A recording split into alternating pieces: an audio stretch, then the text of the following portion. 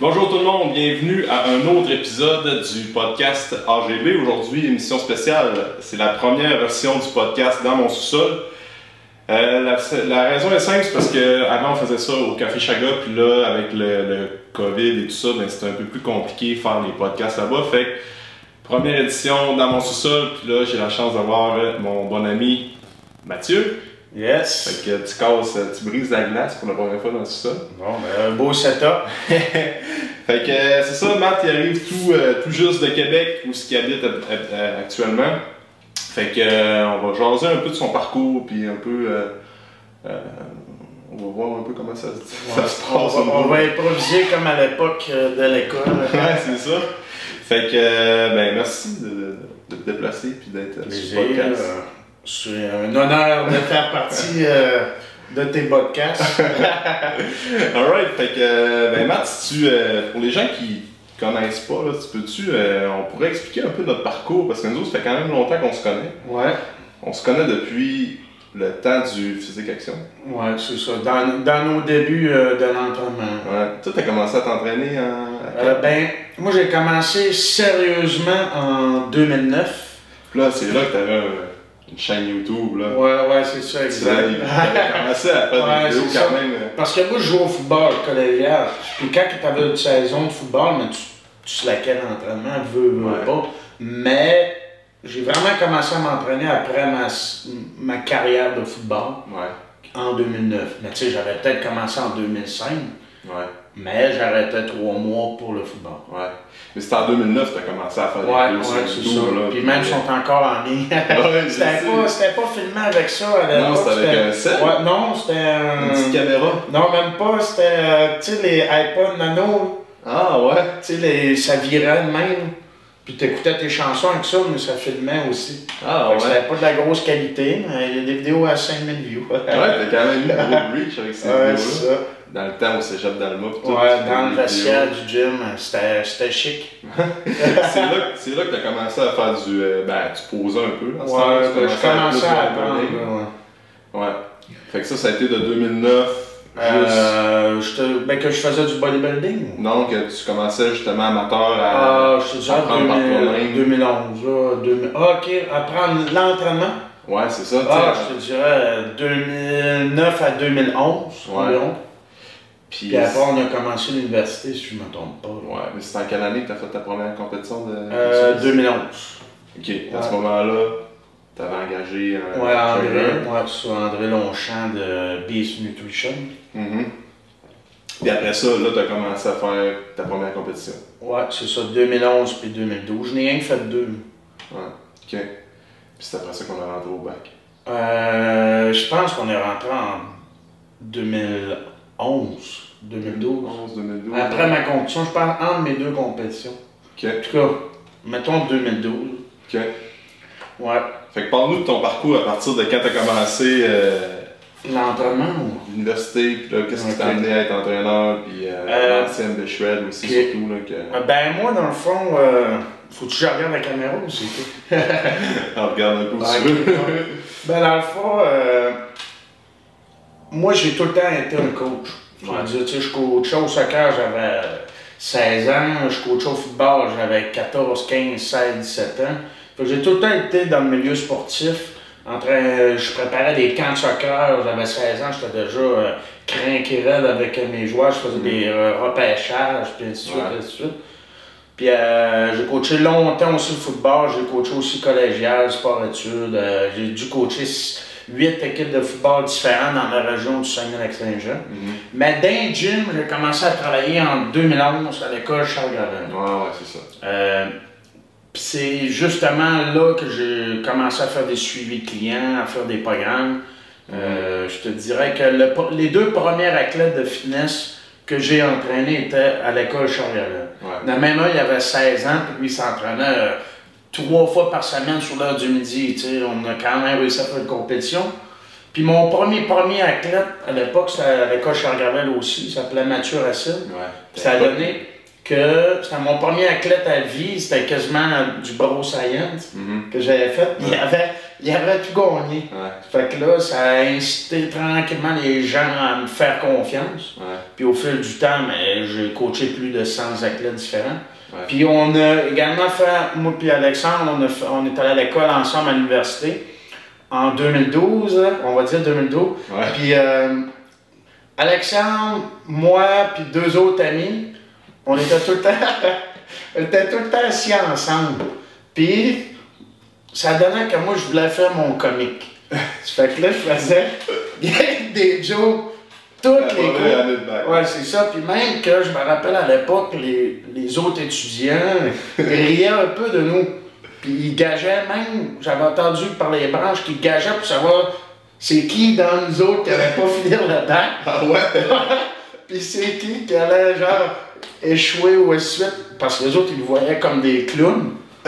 Puis je peux dire que mon bac, les résultats scolaires, ça a bien été, mais j'ai eu beaucoup d'obstacles. Parce que justement, j'étais trop clown, j'ai été renvoyé de l'école 2 ans. Ouais, j'ai des programmes. Ouais, c'est ça, 2 ans, puis j'ai jamais abandonné, parce que l'ancien directeur à l'époque, sans nommer son nom, lui, il m'avait fait semblant que je ne pouvais plus jamais rentrer dans le bac. Il fallait que je fasse les procédures pour rentrer comme diplômé collégial ou par expérience, puis que j'avais aucune chance parce que c'est des athlètes olympiques qui étaient pris avec expérience. Pourtant, j'avais plein de formations, puis j'avais quasiment terminé le bac. Ouais. Ouais, il restait quoi? C'était combien de cours? Ouais, peut-être 10 cours. Okay, ouais. Puis c'est pire, c'est qu'au travers de ça, je l'ai repris 20 pour montrer mon sérieux, mais il m'avait dit, non, toi, Mathieu, c'est plate, mais c'est pratiquement impossible que tu reviennes parce que les cotères, c'est rendu fort. Ouais. Mais quand ça a changé de directeur, j'ai quand même appliqué, j'ai pas abandonné parce que moi, je voulais être entraîneur. Puis je voulais quand même, tu sais, j'aurais pu être entraîneur sans avoir le bac, mais c'était pour la crédibilité auprès de mes clients. Puis j'avais tout fait ça quasiment pour rien. J'ai même un certificat en activité physique. Puis finalement, la nouvelle directrice, elle m'a dit, Mathieu, je comprends pas. Là, j'ai fait ma demande pour rentrer avec expérience. Elle dit, je sais pas pourquoi tu es là, Mathieu, mais elle dit, tu avais juste besoin d'aller au registraire, puis ça fait longtemps que tu aurais pu rentrer puis finir. Fait que moi, ça faisait 2 ans que j'attendais. Tu perdais un peu ton temps. Ouais, c'est ça. Tu sais, elle me dit, ben, tu avais juste besoin d'aller au registraire et recommencer. Mais ça veut dire que j'ai attendu 2 ans en ville, puis 2 ans d'université, je ne sais pas si vous le savez, là, juste en frais scolaires, c'est peut-être 15 000 $. Ben, aujourd'hui, je ne regrette pas, parce que j'ai fait des bons amis, j'ai affiné mes connaissances parce que j'ai repris plein de cours. Mais pour moi, c'était un soulagement parce que le jour, quand il m'avait dit, qu'il m'avait annoncé cette mauvaise nouvelle-là, ben, je ne vous cacherai pas, j'avais des larmes. Mais en 2018, regarde, on a commencé en 2012. En 2018, j'ai enfin diplômé, puis ça t'a pris 6 ans. Ouais, 6 ans. Shit, hein? Puis tout le monde, tu sais, c'est dans mon entourage, dans le domaine de l'entraînement, d'autres entraîneurs, d'autres kinésiologues, moi je n'étais pas kinésiologue encore à l'époque, ils disaient, ah, Mathieu, il n'est pas kinésiologue, à la limite, j'étais mauvais parce que je n'étais pas kinésiologue.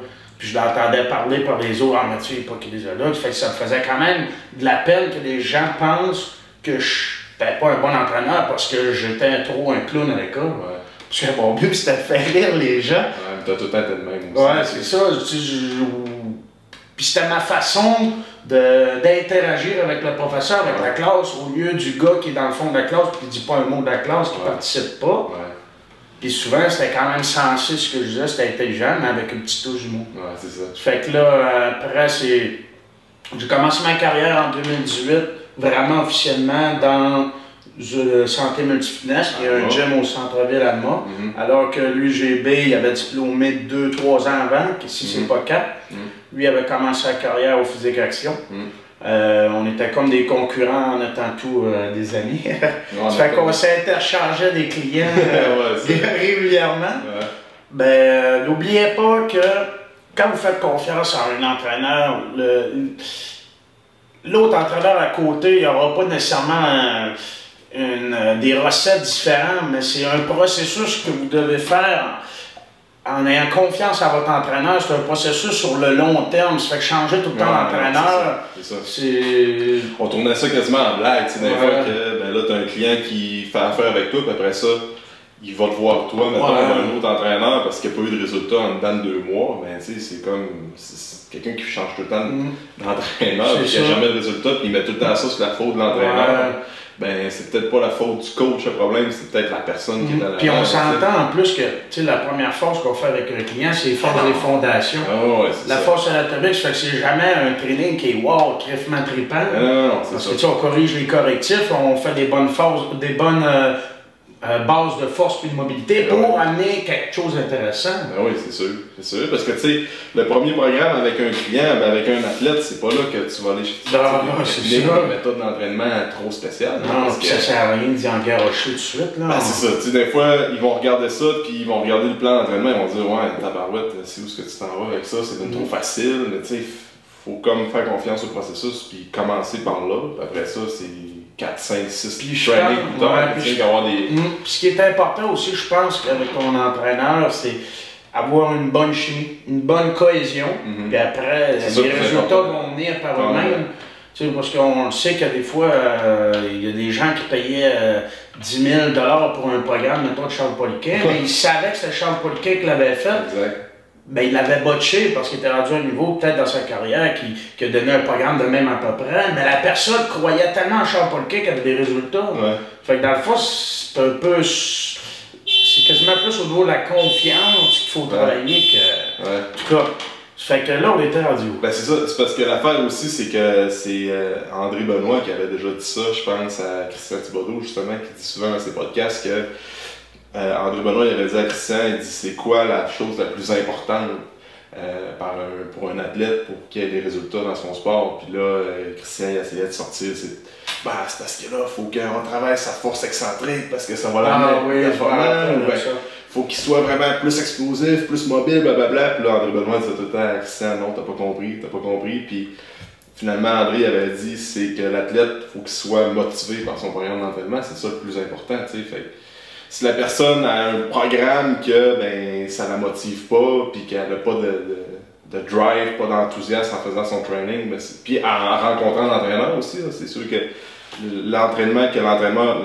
la personnalité de l'entraîneur puis le programme, ça va d'un package au final. Fait que si toi t'es pas capable de motiver puis de craquer ton client, mais la personne en avant de toi, c'est sûr que ça n'aura jamais autant de résultats que... mais ouais, c'est vrai. Fait que, en tout cas, on va en reparler peut-être dans la partie 2. c'est ça. Puis après, là, là, c'est ça. J'ai commencé à Alma. C'est ça, exact. C'était le fitness. Que t'as fait. Ouais, puis là, j'avais ramassé, j'ai recruté 2 athlètes, des jeunes. Il y avait Olivier Martin qui avait 17 ans. Il était en technique policière, puis il se préparait, il était aussi en police réserviste militaire. Puis Tommy Lavoie qui avait 18-19 ans. Puis je les ai convaincus de participer à une compétition de culturisme qui s'appelait Physique Canada, qui n'existe plus aujourd'hui. Ça fait que j'ai amené Olivier, puis Tommy. Olivier avait une génétique incroyable, on ne se le cachera pas. Puis il est arrivé avec une condition exemplaire. Ça fait que lui, à 17 ans, peut-être, je pense qu'il avait eu 18 ans un peu avant la compétition, en septembre, je ne me trompe pas. Puis il avait gagné ses cartes, on appelle les cartes professionnelles Physique Canada, qui étaient des cartes pro pour cette fédération-là, mais il avait gagné l'overall à 17-18 ans. Dans ce line-up-là, il y avait des culturistes qui sont allés au championnat mondial, qui ont été champions canadiens. Même il y a un gars qui est sûr qu'il n'était pas à son meilleur à cette journée-là, à cette compétition-là, mais Steve Cossette qui est champion du monde Musclemania. Olivier l'a battu à 17 ans. Après, Tommy Lavoie avait fini 2e sur un line-up quand même assez solide. Fait que là, ça avait propulsé ma carrière. Après, j'ai eu... c'est là que tu as fondé un peu. Ben c'est un mois avant parce que souvent on allait en compétition et j'avais pas de nom d'équipe. Tout le monde avait, mettons, team TNT Nutrition, team Performance. Nous autres, on était à l'école Charles Gravel. Fait qu'à un moment donné, j'ai dit, bon, on pourrait s'appeler Team Ambition. Puis finalement, le nom est resté parce qu'on a tout gagné. On s'est fait connaître un peu à cause de ça. Puis après, je suis resté 2-3 ans au Santé Multifitness. proche de 3. Puis là, on a gagné des centaines de prix depuis. Puis maintenant, j'ai eu une offre pour venir aller travailler dans un Maxiform à Saint-Apollinaire. Ouais, parce que là, tu étais à Alma, tu avais fondé Ambition. Ouais, j'avais une quarantaine j'ai fait une quarantaine d'athlètes pour qui venaient du Saguenay-Lac-Saint-Jean. Ouais, c'est ça. Puis après ça, tu as été comme 2 ans à être au Multifitness, à rouler. Ouais, ben pas loin de 3, là. Pas loin de 3. Ouais, 2 ans et demi, mettons. Ok. Puis après ça, c'est là que tu as eu un offre pour aller travailler c'est ça. Christian Thibodeau. Ouais, c'est ça. Avant qu'il quitte le Maxiform, ouais. Puis en plus, j'avais eu l'offre avant l'été, puis j'avais refusé. Ah ouais? Parce que j'étais pas prêt à... Ça, c'est en quelle année, ça? C'est il y a 2 ans et demi. Ok. Fait que c'est pas l'été passé, l'autre d'avant? pas cet été-là, mais l'autre d'avant. Ok. Fait qu'il y a 3 étés. Puis j'avais refusé, mais à la fin de l'été, j'ai dit ouais. Je pense que pour grossir mon équipe, pour des raisons personnelles, j'ai dit ouais, j'y vais. Je suis allé sur un coup de tête. En 1 semaine, j'y ai annoncé que je voulais y aller. J'avais déjà déménagé. Ça a pris 1 semaine pour faire le move et être rendu là-bas. Ouais. Puis je suis arrivé dans l'inconnu, pas de clients, une suite de suite. C'est sûr qu'au début, je ne cacherais pas que je faisais 10 heures semaine de clients, puis j'avais de la misère à arriver. Ouais. J'habitais dans le sol dans une chambre avec plein d'autres personnes que je connaissais pas. Ça a pris du gars, pareil, de partir de tous les clients que tu avais à Alma. Ouais. Tu avais quand même une bonne clientèle. Ouais, c'est ça, ça allait bien. Pour partir. Puis recommencer ailleurs pour essayer de grossir un peu. Ouais, c'est ça. Mais là, tu sais, ça a bien fait parce que il y a des gens, des athlètes qui ont su que j'étais rendu dans le coin, des anciens athlètes qu'on a affrontés, mais ils sont venus me rejoindre. Parce que là, tu as eu, parce qu'en plus d'avoir, mettons, tes clients que tu avais déjà, tes athlètes que tu avais déjà, tu as eu l'opportunité, le potentiel d'aller chercher encore plus de monde. Puis je descends encore régulièrement pour mes athlètes d'Alma. Je vous avouerai que des clients. Dans le mois, j'en veux plus. Là. Du Lac-Saint-Jean, c'est la fin de semaine à m'amener, il faut décrocher un peu. Là. Je viens déjà pour mes athlètes. Puis les anciens, ça reste que je prends en prendre d'autres dans la région, des athlètes. Puis là, c'est ça, j'ai doublé, j'ai presque triplé mon nombre d'athlètes. C'est sûr qu'avant le COVID, j'avais 55 athlètes en préparation. C'était une saison record, mais là, j'avoue que c'est plus difficile. Ouais. Les compétitions, c'est plus tranquille. Mais... on ne sait pas c'est quand ça va. Mon cycle, domaine culturel, c'est culturel, c'est des spectacles. Et le domaine le plus touché par le COVID. Vous ne savez pas c'est quand ça va recommencer? Il y a beaucoup de compétitions, de fédérations qui ont cancellé. Mais il y en a quelques-unes qui ont annoncé novembre, octobre, décembre. Que ça allait recommencer? Mais avec des règles spéciales. Mais là, j'ai eu 8 athlètes.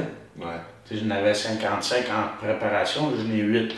Fait que c'est pas une grosse saison. Mais... Non, c'est ça. On va attendre 2021. fait que là, après ça, tu as commencé à travailler au Maxiform. C'est ça. Pour agrandir ta clientèle, pour avoir plus d'athlètes. Puis après ça, c'est là que tu as rentré. Je suis rentré actionnaire copropriétaire. En septembre passé. Ça fait pas encore un an, mais bientôt. Puis là, je suis rendu dans l'équipe Maxiform, puis j'ai comme intention de continuer à grossir comme copropriétaire des Maxiform. Ouais, c'est ça. Parce que là, tu me disais qu'il y en a 6 des Maxiform. Toutes dans la région de Québec, en fait. Ouais, Rive-Sud de Québec, puis 2 dans la ville de Québec. Parce que Saint-Apollinaire, c'est pas Québec, Saint-Nicolas non plus. Mais c'est dans les alentours. Là. Charny, Saint-Nicolas, Saint-Apollinaire, Lévis, Boulevard-Laurier, puis Grande-Allée. Je pense que je ne les ai pas oubliés. Tout ton bureau est à Saint-Apollinaire. Oui, c'est ça, exact. À 15 minutes des ponts. Fait que grosso modo, ça ressemble à ça, mon cheminement. Puis je te dirais, aujourd'hui, on a 136 top 3 de gagnés, 8 fois meilleure équipe. Puis si ça n'aurait pas été du COVID, on aurait remporté au moins 2-3 fois meilleure équipe encore. Ah oui, c'est ça. Là, parce que dans les équipes de culturistes au Québec, c'est quand même... à Montréal, c'est très fort. Mettons, Montréal, c'est très dur de se comparer à eux. Là, sont top mondial. Oui, c'est ça. Mais enlève, mettons, Montréal de l'équation. Là, je peux dire que je suis dans le top 3 des plus grosses équipes. C'est pas top 2, top 1. Ouais. Parce qu'au Saguenay-Saint-Jean, il y a Martin qui en fait, il y a quand même une bonne équipe, mais tu sais, Saguenay-Saint-Jean, c'est pas aussi gros que Québec. Toi, t'en fais un à l'occasion. Ouais, non, c'est ça. Samuel Lebreu à l'occasion, mais sinon, il. Sam est-tu encore dans l'équipe? Ouais, présentement, oui. Ouais, il en fait un à l'occasion. Ok. Ok. Puis vous, c'est comme vous allez faire culturiste fitness pour les femmes aussi. Là. Ouais, bikini. Ouais. Sur Okay. les filles, c'est plus dur parce que les équipes concurrentes sont surtout bons avec les filles. Ouais. Fait qu'ils ramassent la crème de la crème. Mm-hmm. Puis ils ont la recette, ils savent comment amener une fille prête. Fait qu'ils ramassent. Ouais, c'est ça. Ok. Ben, mettons, moi, mon équipe, c'est toute 25 ans et moins. Là, je te dirais que équipe 25 ans et moins, j'ai facilement une des 3-4 meilleures au Québec, selon moi. Mm-hmm. Si tu ôté ma classe de l'équation, élu d'Acris, ouais. Ok. Ils sont top mondial. Ouais. Ok, cool. Puis, mettons, si on parle plus de culturisme, si tu me dirais, on avait dit qu'on allait en parler un peu de ça, c'est quoi la qualité numéro 1 qu'il faut pour quelqu'un qui veut se lancer en bodybuilding? Parce que moi, je le vois souvent aussi, des fois, il y a du monde qui m'écrit et qui dit « Ah, j'aimerais ça faire une compétition. » Puis je dis « Ok, je les rencontre. » Puis là, je me rends compte des fois que ouais, t'es-tu vraiment prêt à faire une compétition quand tu n'as jamais fait? Ben, quand tu n'as jamais fait, ça c'est normal que tout le monde commence à en faire une première, mais quand je parle, tu n'as jamais fait d'entraînement vraiment sérieux, tu n'as jamais fait de diète, tu n'as jamais vraiment pris soin de tes habitudes de vie, puis là, bang, vu qu'il y a certains trends, une mode avec ça, ah, ça me tente de faire une compé, puis là, tu commences tout ça en même temps. Fait que, c'est quoi, mettons, la qualité qu'il faut pour un athlète qui veut vraiment commencer, mis à part le physique, la génétique, oui, ça va être certaines personnes que ça va les avantager, ça c'est sûr, mais je sais pas, mindset, tout ça. Ben, mettons, physiquement, je dis vite, là, c'est la condition. Ouais. Ça veut dire, il faut que tu arrives sec. Si tu es quelqu'un qui, pour X raison, ton métabolisme ou ta santé ne te permet pas d'atteindre un niveau de sèche, ben, tu peux oublier le culturiste. Si tu as de la misère à perdre 3 livres en mangeant du poulet brocoli, le culturiste, c'est peut-être pas pour toi. Ouais, c'est ça. Fait que physiquement, ça serait la condition, le point le plus important, mais mettons la qualité autre, je te dirais que c'est la discipline. Ouais. C'est pour ça que moi, le culturiste, j'appelle pas ça le culturiste, j'appelle pas ça un sport, mais une discipline, puis j'aime mieux utiliser le terme fitness. Ouais. Parce que c'est 24 heures sur 24. Ouais, c'est ça. C'est la structure, puis c'est t'as pas le choix, c'est la discipline en premier. Après, je te dirais que c'est la force mentale. Ouais, c'est ça. Parce que, tu sais, il faut se faire des sacrifices, ça vient dur moralement, mentalement, physiquement. Fait que, je te dirais que c'est vraiment plus la discipline. Surtout les athlètes naturels, des fois, que la diète, des fois, ça devient un peu plus.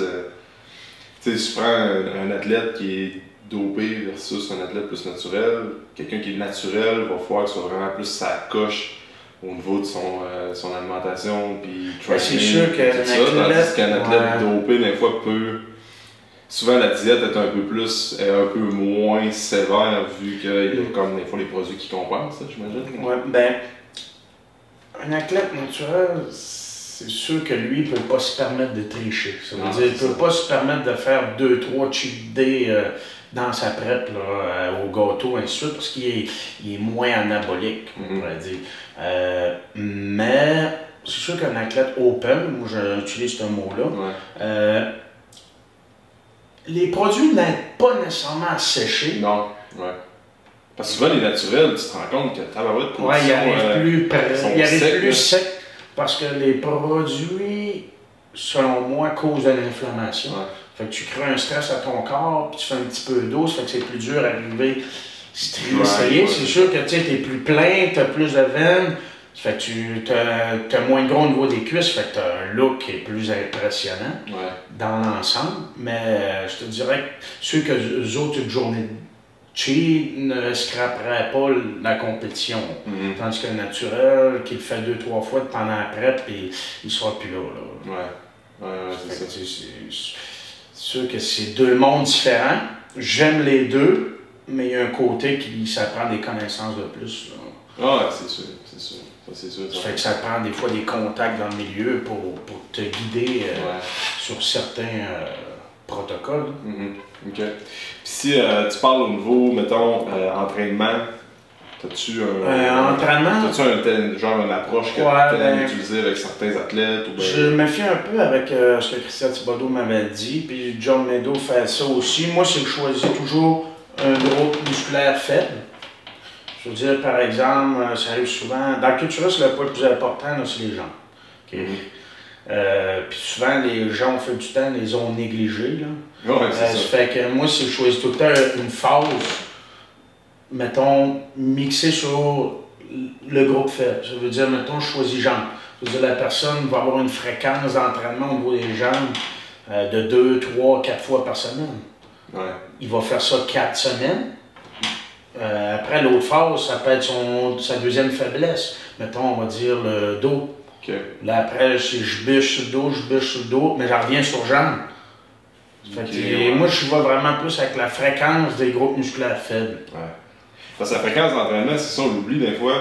Fréquence d'entraînement pour un groupe musculaire faible que tu veux améliorer, c'est vraiment une technique qui est vraiment négligée, pas souvent utilisée aussi, parce que il y a des gens qui vont comme dire, OK, là, mettons, mon chest ou mes jambes, mettons, les jambes sont faibles, ils vont en faire un gros training de jambes le mardi, mettons. Puis après ça, t'es une semaine sans rien entraîner tes jambes, ta chaîne postérieure, puis tous tes membres inférieurs. Tandis que tu pourrais comme avoir l'approche de faire 3 fois des stimuli sur des jambes par des techniques d'entraînement différentes, des méthodes différentes, comme le lundi, mercredi, vendredi. Ouais, exact. Parce qu'on se fie trop un peu aux techniques d'entraînement des bodybuilders de l'époque. Ouais. Mais souvent, j'utilise un exemple que Christian Thibodeau m'avait dit. Sur Instagram, c'est quoi que les filles publient toujours? Les fessiers. Des photos de leurs fesses. Ouais. Parce qu'ils ont des énormes fessiers, mais c'est quoi qu'ils font à chaque jour? Des fesses. Ça fait que c'est là qu'on voit que la fréquence d'entraînement aide à grossir le muscle. Ah ouais, ça c'est sûr. Fait que c'est le même principe qu'un joueur de tennis qui claque tout le temps du côté droit, mais il y a un gros bras du côté droit. Ça fait que moi j'utilise beaucoup la fréquence. Okay. Puis après, ben, comme toute bonne programmation, accumulation, intensification, accumulation, intensification. Moi, je ne fais pas de phase métabolique pour un culturiste. Là. Non. On y va vraiment plus avec l'alimentation, à moins que la personne soit un type 1B, il répond plus aux entraînements style CrossFit, ben là, je vais peut-être y en donner dans ses phases d'entraînement, mais sinon, moi, c'est des trainings qui se ressemblent relativement. Je varie les méthodes d'entraînement, mais c'est souvent des méthodes, même en intensification, qui ressemblent un peu à l'hypertrophie. Ouais, c'est ça, ok. Parce que là, il nous reste plus beaucoup de temps avant une compétition. Souvent, les gens viennent me voir 3, 4, 5 mois avant une compétition. J'ai pas le temps de faire de phase anatomique. C'est direct qu'on essaie de créer du muscle en étant en déficit calorique. C'est plus difficile, ça se fait, mais c'est plus difficile. Ouais, c'est sûr. Par exemple, qu'on prend quelqu'un qui a une faiblesse, il veut commencer une compétition dans 6 mois, il a une faiblesse au niveau des jambes. Fait que là, tu vas commencer, tu vas montrer les poses, tout ça. Toutes les poses obligatoires, il y en a combien? 12? Culturiste, il y en a 8. Classique bodybuilding, il y en a 5. Puis men's physique, il y en a 2. Ok, bon. Fait qu'admettons, bodybuilding, il va faire les poses devant toi, tu vas dire, bon, mais là, tu manques de jambes par rapport aux proportions de ton corps, tout ça. Fait que pendant le premier mois, tu vas faire des jambes 3, 4 ou 5 fois par semaine, là, tout dépendant. Peut-être pas 5 fois par semaine, c'est un peu trop, là. Mais tu sais, tu vas du cardio, là. Ouais, c'est ça. Fait que tu vas jouer beaucoup sur fréquence d'entraînement au niveau des jambes. Après ça, tu leur vois. Tu vas le suivre aussi à chaque semaine, tout dépendant de tes suivis. Puis après ça, tu te rends compte qu'après ce training-là, sa faiblesse, c'est le dos. Fait que là, tu vas faire travailler plus le dos. C'est ça, exact. Puis je fais pas jambes tout le long, parce qu'à un moment donné, même à augmenter la fréquence comme ça, il va peut-être finir par avoir des problèmes articulaires. Puis même le muscle ne répondra peut-être plus aussi bien. Ce ne sera pas tout le temps des gros exercices. Non, c'est ça, exact. Puis c'est pas des fois, c'est dans le training de jambes, ça peut être 2-3 exercices. Là. Ça peut être un leg extension, le cœur, le mollet.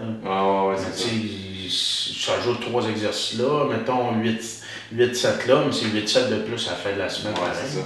Parce que quelque chose que je faisais bien, moi, dans le temps, quand je voulais vraiment grossir mes jambes, c'est que le lundi, c'était un gros training plus dominant en squat.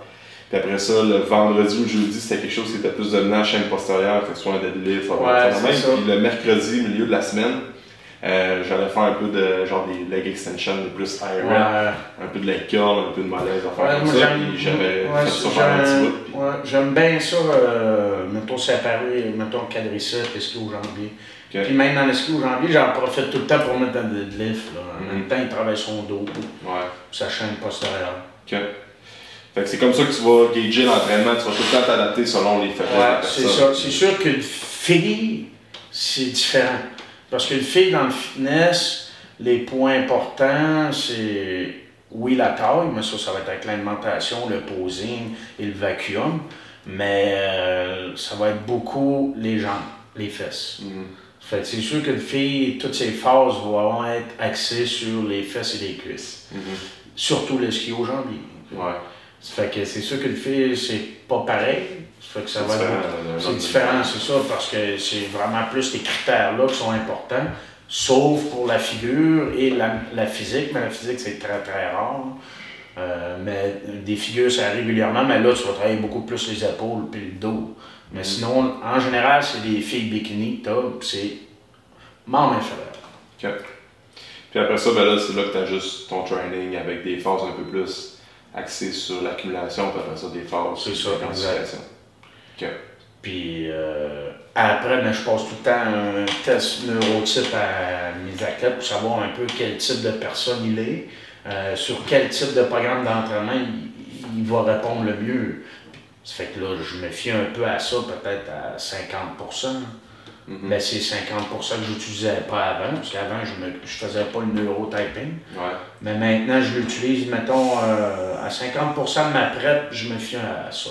Fait que le neurotyping, pour les gens qui ne connaissent pas, tu es capable de juste gager ça un peu, un peu brièvement. Ça, je l'explique souvent à mes clients. Le neurotyping, c'est par rapport à ta personnalité, on a tous des neurotransmetteurs dominants.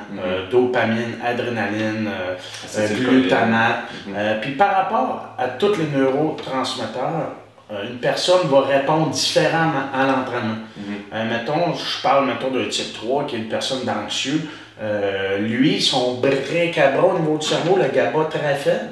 La sérotonine, la pédale de frein également très faible. Cette personne-là ne pourra pas récupérer d'un entraînement neurologique. C'est-à-dire, lui, sa phase intensification, mais peut-être qu'il va travailler encore en haut de 6 répétitions. Tandis que le dopamine dominant, le neurotransmetteur de la motivation, lui, il va peut-être travailler en intensification en série de 3-4. Ça fait que c'est vraiment savoir quel neurotransmetteur est dominant chez toi. Après, même au niveau de l'alimentation, ça change également. Comme un adrénaline dominant qui est un type 2A comme moi, c'est quelqu'un qui a besoin de variété. Ça fait que lui, tu vas varier beaucoup sur ses techniques d'entraînement, ses principes d'entraînement. Tandis que le type, toi, j'en reviens au type 3. Type 3, lui, tu ne veux pas trop varier ses exercices parce qu'il veut se voir évoluer sur la technique lors d'un squat. Ça, souvent, le type 3, c'est quelqu'un que tu vas dire, bon, là, cette semaine, tu as mis 200 livres au squat. Puis là, il faut qu'il y ait l'approbation de l'entraîneur. Là, tu es prêt à mettre 205 livres. Il y a vraiment besoin de. Dans le fitness, c'est dur, un type 3. Probablement. C'est ça. Aussitôt que tu coupes les glucides, c'est une personne qui fait déjà beaucoup d'anxiété. C'est ça. Ça fait que tu coupes les glucides, il a tendance à avoir quasiment la misère à dormir, puis là, s'il n'a pas perdu 1% dans sa peine, c'est quasiment la fin du monde. Souvent, dans le bodybuilding, c'est des types 2A, adrénaline dominant, qui est le caméléon social, et le 2B, qui est le glutamate dominant, amplificateur émotionnel, qui est le émotif. Lui, c'est l'Arnold Schwarzenegger de l'entraînement. C'est quand même le fun à entraîner. C'est des doubles contractions, des tempos lents, des pauses. C'est vraiment le type bodybuilding. C'est une personne qui a besoin de bien paraître. C'est souvent. Parce qu'il a besoin de l'approbation des autres. Il aime ça, justement, s'entraîner pour le look qu'il va présenter auprès des autres. Puis tandis que le 2A, l'adrénaline dominant, qui est mon profil, je répète, mais lui, il a besoin d'admiration des autres. Fait que c'est comme. Il s'entraîne, c'est inconscient, on ne s'en rend pas tout compte, mais on s'entraîne un peu pour avoir l'admiration des autres. Tandis que le 2B, lui, c'est plus pour son image. que l'admiration des autres. C'est juste bien pareil pour lui, mais pour les autres aussi. En tout cas, ça ressemble un peu. C'est proche, mais il y a des petites différences. Fait que, j'imagine qu'un type 3, quand ils arrivent, c'est ça, des fois ils sont capables de faire la préparation, puis ils font leurs 12 semaines de prep, mais quand ils arrivent sur le stage, déjà là que tu es introverti, puis ta confiance en soi, faut vraiment que tu travailles sur ça, puis là tu arrives pour être exposé devant comme une centaine de personnes dans une salle, faut que tu poses dans le chest. Puis ouais, c'est sûr que des fois les pauses sont pas autant fluides. Mais parce que quelqu'un qui est plus type 2, ben lui il va être. Ouais, c'est ça, exact. Il va prendre le show, même un type 1 aussi. Ouais. Il va prendre le show. Type 1A, c'est quand même rare dans le bodybuilding, ça va être plus des personnes de force dans l'homme fort, powerlifting. Mais un type 3, par exemple, j'en reviens sur le type 3. Par exemple, c'est quelqu'un qui va suivre l'après. Lui, il ne trichera jamais. Non, il va tout faire à la lettre. C'est ça. Puis le 2B, lui, il faut que tu le pinces à chaque semaine, sinon il triche. Il triche sa diète. Fait que, tu sais, ça, c'est grosso modo les neurotyping. Vous pouvez toujours aller voir sur T-Nation ou écrire sur Google neurotyping si vous voulez plus d'informations. Parce que, tu sais, le principe des neurotransmetteurs, c'est quelque chose que ça existe depuis longtemps dans l'entraînement parce que Charles Poliquin a fait ça à l'époque. Puis Christian Thibodeau, il a comme amené, il s'est un peu fié sur Charles, mais il l'a vraiment mis à son image. Il l'a travaillé. Il a travaillé beaucoup. Fait que le principe de Christian, il est vraiment malade quand tu viens qu'à le comprendre comme il faut. Puis au-delà dans l'entraînement, ça t'apporte tellement en tant qu'être humain, puis sur ta personne, tu es plus capable de comprendre pourquoi tu agis ainsi dans telle situation de ta vie. T'sais. Puis en plus, des fois, c'est fou, là, je vois des clients, ça fait autant d'années que nous autres qui s'entraînent. Puis je dis, mettons, toi, tu fais ces techniques-là. Toi, ce qui va être bon pour toi, c'est ces techniques-là d'entraînement, parce que j'ai fait son test de profil. Il dit, ben oui, il dit, je fais tout le temps ça. Ouais. Il dit, j'ai dit, comment ça, tu fais tout le temps ça? Il dit, ben c'est comme ça que j'ai des résultats, puis c'est comme ça que j'ai du fun. Ouais. Puis je dis, non, toi, des techniques comme ça, c'est pas pour toi. Il dit, Crip, t'as raison, quand je fais ça, je me sens comme de la merde pendant une semaine. Puis j'ai aucun gain, j'ai même pas de fun à m'entraîner. Mais cette personne-là, c'est un type 2B. Il aimait s'entraîner avec des tempos lents, bien sentir ses muscles. Mais quand tu l'entraînais en force, comme un powerlifter, des mouvements pluriarticulaires, comme un athlète, mais lui, il ne tripait pas pantoute. C'est des pré-fatigues, des post-fatigues. Fait que ça m'apprend à mieux connaître mes athlètes et mes clients. Puis je passe pas toujours le questionnaire à mes clients, mais je leur fais un résumé de chaque. Moi, je les appelle par des personnages. Comme ça, ils n'ont pas besoin de comprendre que c'est dopamine dominant. Je l'appelle Donald Trump. Là, j'ai dit, c'est quelqu'un de directif, c'est quelqu'un qui doit tout gagner dans la vie. Il me dit, là, je dis, t'es quel personnage? Ah, moi, je suis l'émotif. Ah, moi, je suis le caméléon social. Fait que je me fie un peu à ça. Pour l'aider dans son temps. Ouais, c'est ça. Tu le vois aussi, à force d'avoir, mettons que ça fait un client que ça fait 4-5 fois que tu vois en consultation, que tu passes un an avec dans le bureau, ça commence à connaître. Puis juste la façon qu'il s'assied sur sa chaise. La façon qu'il te serre la main. C'est ça. Un A, là, c'est capoté. Un dopamine dominant, c'est rare, j'en pogne, là. Mais c'est les personnes qui prennent un programme d'entraînement, un A, là, ça fait 2 ans qu'ils m'analysent dans le gym. Il me dit tout le temps qu'il va se prendre un programme, mais il m'analyse. Parce que là, un A, il faut que tu gagnes sa confiance pour qu'il vienne t'engager. Fait qu'il faut que là, il t'écoute tout le temps parler quand tu es en train d'entraîner les autres pour voir ce que tu dis, ça a du sens. Puis mais un A, ça fait tout le temps 1 an, 2 ans qu'il me regarde travailler, puis là, à un moment donné, c'est pas un programme. Parce que lui, il a besoin d'être convaincu que tu es supérieur à lui dans l'entraînement pour se prendre un programme. C'est ça qui est capoté. C'est ça. Oui, parce que des fois, il va y avoir des. Tu sais, quand tu vas prendre, mettons, 2 types 1 dans la même salle, qui est vraiment du monde qui ont besoin de leader le groupe et de prendre toute la place, là, au-delà de l'entraînement, mais mettons, avec leurs amis, dans leur cercle social, c'est sûr que quand il va y avoir 2 types 1A, il y en a un des deux qui va gagner. Là. Ouais, c'est comme un peu le mâle alpha. C'est ça. Il va serrer ta main un peu de même en position dominante. Il va prendre beaucoup de place sur la chaise, sur le lieu de la consultation. En tout cas, c'est tous des trucs posturales. Ça, je suis pas un.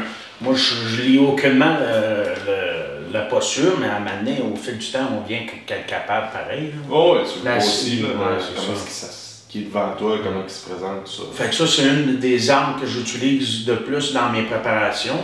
le neurotyping, je suis également kinésiologue, puis également, j'ai fait du fitness, fait qu'on peut dire que j'ai trois armes qui m'aident à encadrer mes athlètes. Là. Parce que pour avoir, mettons, pour entraîner du monde en bodybuilding, puis comprendre un peu la game, je pense que tu n'as pas le choix d'avoir fait au moins une compétition. C'est sûr qu'il y a certains coachs, comme Tim McLeod, il n'a jamais fait de sa vie, mais c'est un autodidacte. Il a tout appris, il a payé du monde pour se faire instruire, il a fait beaucoup de lectures, il a des contacts, mais sinon, je pense pour peut-être connu un peu de moment de stage. Quand même montrer un double bicep à quelqu'un si tu ne l'as jamais fait, à moins que tu sois bien encadré. Ouais. Parce que peut-être que tu prends quelqu'un qui entraîne du monde en bodybuilding ou en fitness qui n'a jamais fait, ok, il va être capable d'amener quelqu'un stage ready, mettons, qui va être cut puis qui va avoir le physique pour, mais des fois, il faut que tu apprennes à comprendre la personne devant toi. C'est facile de dire à quelqu'un qui est devant toi, qui est low carbs depuis 6 semaines, qui mange aucun cristal glucide, puis là, dire on va recouper encore. Tu sais que 4 ans plus tôt, c'était toi qui étais assis là, puis que ça faisait 6 semaines, tu n'avais pas le glucide dans le corps, puis ça va déjà.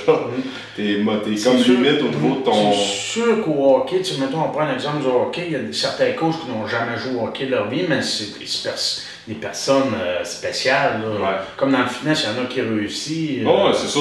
Mais en général. C'est un outil de plus que toi. C'est ça. En général, je pense que tu as raison.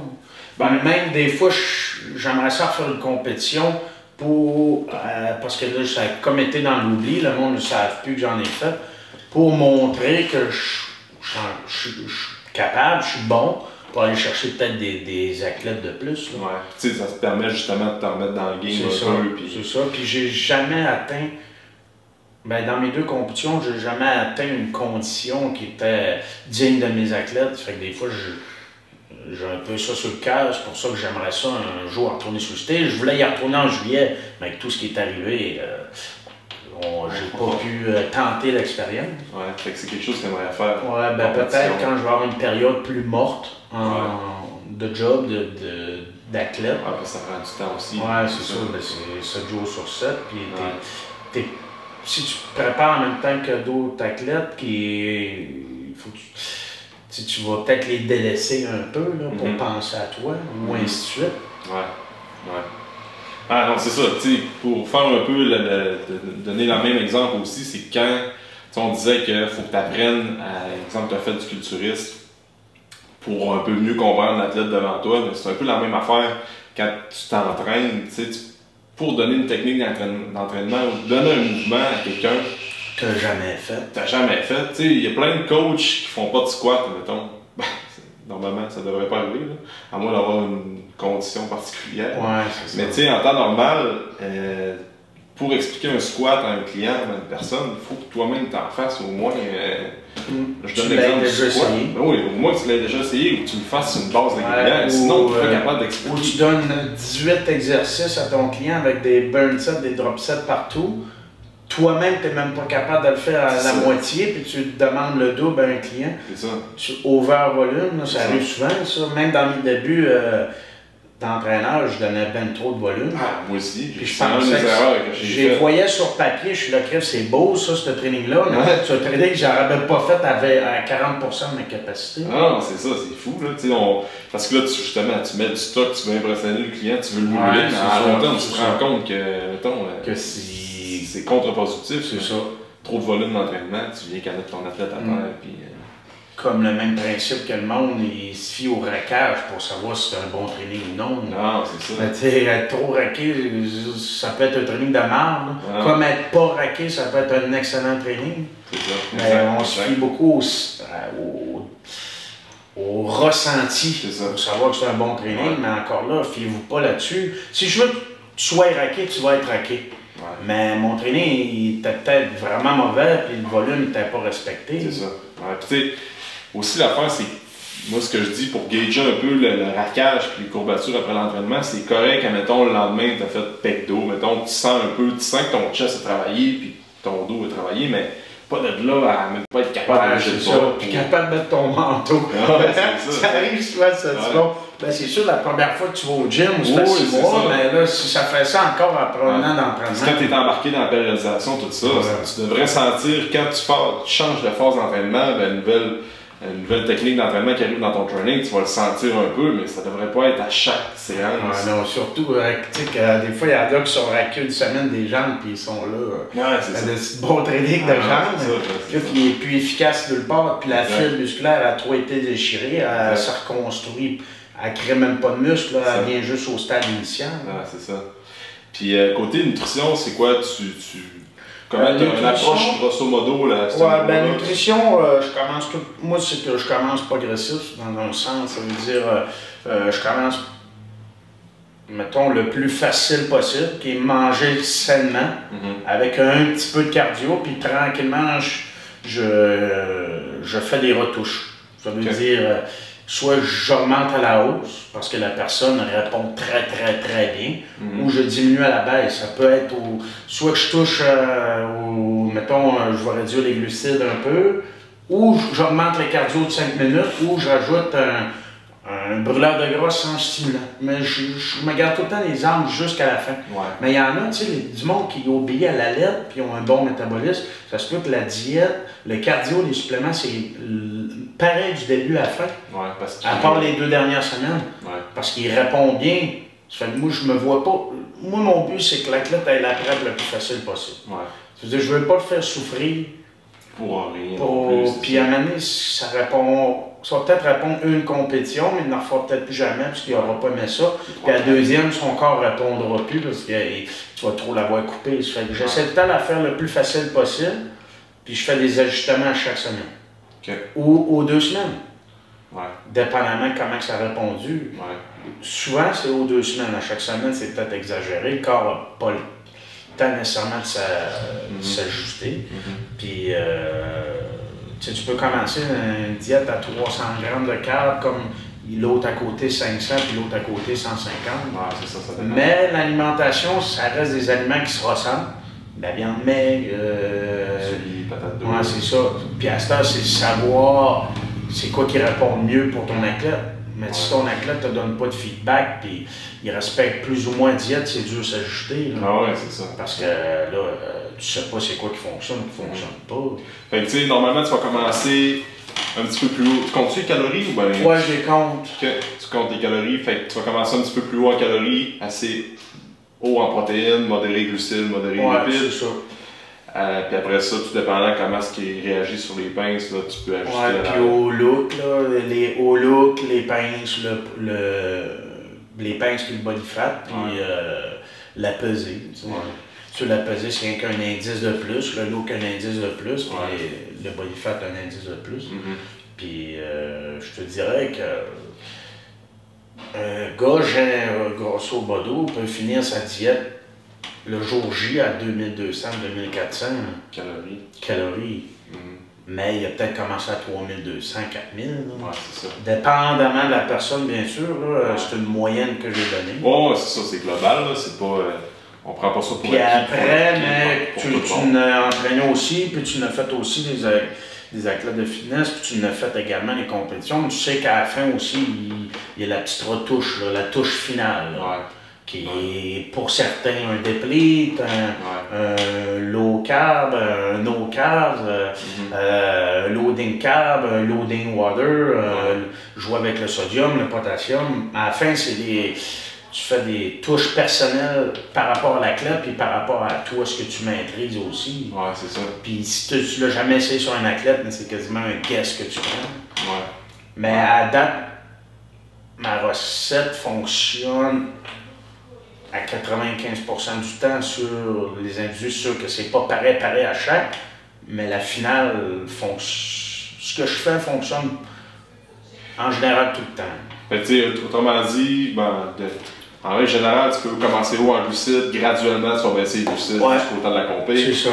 C'est ça. C'est là qu'une semaine avant, une couple de jours avant, là, tu vas faire ton dépli, tu vas ajuster l'eau. C'est ça, exact. Comme il y en a qui font le contraire. Comme Christian Thibodeau, lui, c'est le contraire, il coupe tout de suite. En glucides. En glucides. Ouais, puis lui, il veut que son athlète soit prêt, il y en a sûrement d'autres qui le font, mettons par exemple les 4 premières semaines. Puis après, je te dirais pas tout ce qu'il fait, mais après, il fait peut-être un peu l'inverse de moi. Mais je pense qu'il y a plein de chemins qui peuvent amener c'est ça. Chaque à une condition. Puis après, c'est ce que tu maîtrises. Aussi, ça dépend, c'est qui que t'as.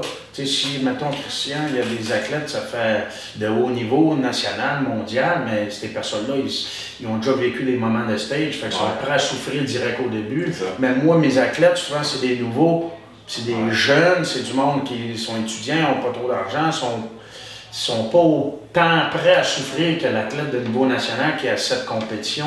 Il faut que tu y ailles aussi avec le type d'athlète que tu as. Moi, c'est souvent les débutants, je peux pas les faire souffrir direct au début. J'en aurais plus d'athlètes. C'est ça. C'est ça. Tu prends une belle approche sur ce que tu commences tranquillement, puis après ça, tu t'ajustes. Plus ça va, plus. C'est ça, exact. Puis aussi, l'affaire, c'est que probablement que tu vas être d'avis, c'est que quand 3-4 semaines avant la compé, il faut que ton lot commence vrai straight stage ready. Sinon, tu peux pas te fier sur la dernière semaine où ce que tu déplies, tu coupes tes corps, tu loads ton eau, tu ajustes ton sodium pour changer ta shape de A à Z. Idéalement, il faut que tu sois prêt. On sait que la dernière semaine, le look il change beaucoup. Il faut que tu sois prêt 2-3 semaines avant pour ça. Puis les athlètes qui ont malheureusement qui trichent un peu tout le temps, puis le coach il le sait, mais en même temps il ne le sait pas parce que vous ne le dites pas. Mais ils seront pas prêts. Puis embarquez-vous, regarde, je vais le dire à la caméra là. N'embarquez-vous pas dans le fitness si vous n'êtes pas prêt à suivre à la lettre ce que le coach dit. Ça arrive une seule fois là. Mais si c'est répétitif, c'est quasiment quotidien, ne te lance pas dans le fitness. Tu vas mettre des sacrifices, de l'argent pour. Puis tu vas t'engager un coach pour ne pas respecter ce qu'il dit. Tu es peut-être mieux de juste t'entraîner par plaisir pour garder une bonne santé que te lancer dans le fitness. N'oubliez jamais ça. Parce que c'est un sport quand même assez.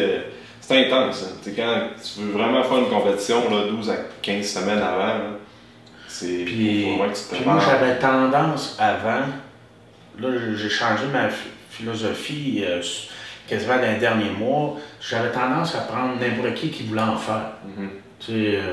Sans nommer de nom. J'adore faire plaisir aux gens, je suis un people pleasure. Mais à un moment donné, si tu viens voir ton coach à 3 mois avec une compétition, puis t'es un gars, puis t'es à 16% au-dessus, peut-être qu'il aurait fallu que tu te prennes un suivi sur le long terme. Comme la fille qui est à 25%, c'est plate, là. 3 mois, c'est pas assez, là.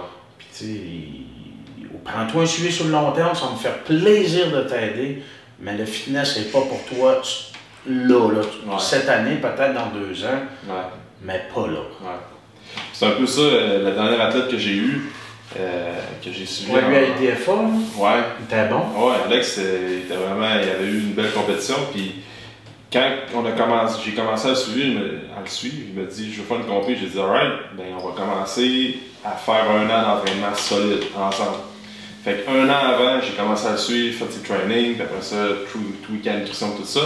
Puis là, je dis 1 an, c'était plus un 8 mois. Quand il était vraiment, là, je savais qu'il était assidu, je commençais à le connaître. Là, on a dit, bon, bang, on s'en va pour 12 semaines de diète, puis on tweak un peu plus au niveau de la nutrition, supplémentation, tout ça. Puis, ça a super bien fonctionné, puis c'est là après, surtout, tu sais, quand tu finis ta compé, tu prends 2-3 semaines plus relax, tu vas revenir à une alimentation saine, mais un peu plus équilibrée. Mais tu sais, après, là, on travaille encore ensemble pour essayer de gagner de la masse pour une prochaine compétition. Fait que c'est plus ça, c'est l'idéal.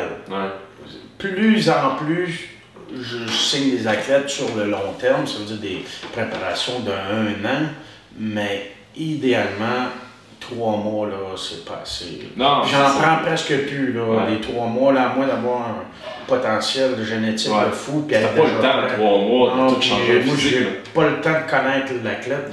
Fait que je le répète à la caméra, si vous voulez faire affaire avec moi ou GB ou un autre coach de fitness, préparez-vous sur le long terme. Pareil, 1 an dans une vie, ça va vite.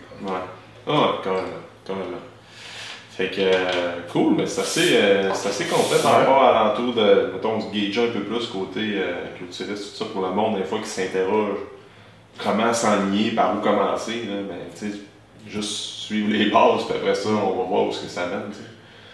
Puis, si vous avez des questions, ne gênez-vous pas à le poser à Alexandre ou à moi-même. Ça va nous faire plaisir de vous répondre. Puis, tous les clients du Saguenay-Lac-Saint-Jean qui veulent suivre Alexandre, c'est probablement la personne que je connais qui a le plus de formation et de compétences. Ça fait que je vous le suggère. Puis ceux dans le coin de Québec qui veulent la motivation même, gagnant, vous irez me voir. Où est-ce qu'on peut te suivre, Matt? Sur, ma page Facebook, Team Ambish Shred, Instagram, Snapchat également. Site web, je l'ai condamné parce que j'en prépare un autre sous peu. Okay. Puis il y a des gros moves qui s'en viennent, nouveau logo. Ah ouais? Ouais, je te le montrais tantôt. Okay. Il est fait, il est assez débile. Nouvel uniforme, nouvelle section de l'équipe élite, réservée à l'élite, avec un autre nom, avec une association d'une autre équipe, mais je dis pas tout devant la caméra. C'est ça qui s'en vient pour, c'est ça qui s'en vient pour 2021. Nice. Fait que, cool. Moi, je vais mettre tous les liens dans la description de la vidéo pour te suivre sur Instagram, Facebook, tout ça. Fait que merci. Merci Matt d'être venu sur le podcast. Puis on va se dire dans un prochain épisode. Puis n'oubliez pas de partager l'émission, partager le podcast. C'est vraiment apprécié. Ça permet à plus de gens de voir le contenu. Fait que si ça peut intéresser quelqu'un qui voudrait commencer une compétition de fitness, peut-être y en parler de ce podcast-là. Ça pourrait grandement aider. That's it. Ouais. Merci Matt. Merci d'avoir passé un moment avec nous. Pour tout commentaire, suggestion de sujet ou invité, communiquez avec nous en commentaire ou par message privé. N'oubliez pas d'aimer, de partager et de recommander le podcast, c'est grandement apprécié. On se rejoint dans un prochain épisode.